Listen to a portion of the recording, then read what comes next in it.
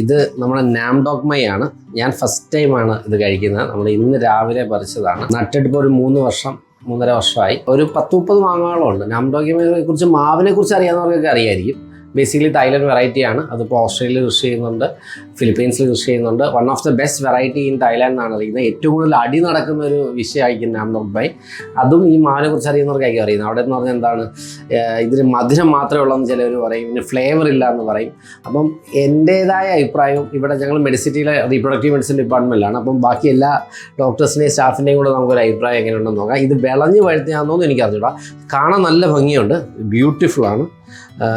ഒരു കവറിട്ടിരുന്നു, ബട്ട് നല്ല ഭംഗിയുള്ള ഇതാണ്. അതിൻ്റെ കൂടെ പറിച്ചതാണ്. ഇതെനിക്കൊന്ന് ഇച്ചിരി വിളഞ്ഞിട്ടില്ലാന്ന് തോന്നുന്നു. ഇതും ആയിട്ടുണ്ട്.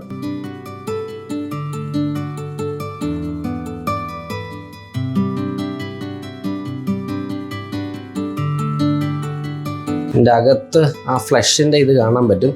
അതൊരു ടേബിൾ ഫ്രൂട്ടായിട്ട് വളരെയധികം റെക്കഗ്നൈസ് ചെയ്തൊരു ഫ്രൂട്ടാണ്.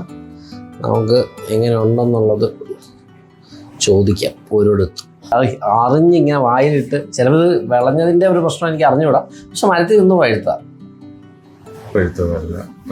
ഇല്ല. അരുണയാണ് ഇതിൻ്റെ ഇതെടുക്കുന്നത്. നമുക്ക് അരുണയെ ഞാനൊന്ന് കാണിച്ചു തരാം. ആണ്ടേ, ബാക്കി അരുണയുടെ കൊടുക്കാം. അണ്ണ എടുത്തു.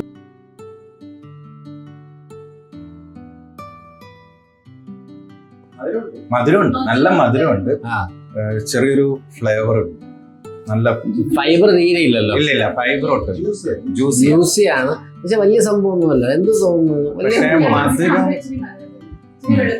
അത് വിളഞ്ഞ് ഇനി വിളഞ്ഞ് വെച്ച ഒരു കാര്യം ചെയ്യാം. നമുക്ക് ഒന്നുകൂടെ ഒന്ന് കട്ട് ചെയ്ത് നോക്കാം.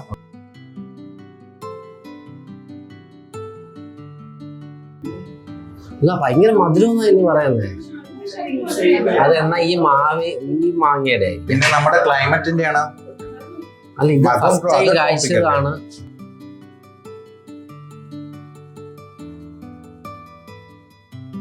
ഇതിനെ കുറിച്ച് ജസ്റ്റ് ഒരു മാങ്ങ വെച്ച് മാത്രം നമ്മൾ അഭിപ്രായം പറയുന്നില്ല. അതിൽ നിന്ന് ആദ്യത്തെ മാങ്ങ അപ്പൊ നമുക്ക് കുറച്ചുകൂടെ ഒന്ന് വിളഞ്ഞ് പഴുത്തത് നമുക്കൊന്ന് ടേസ്റ്റ് ചെയ്തിട്ട്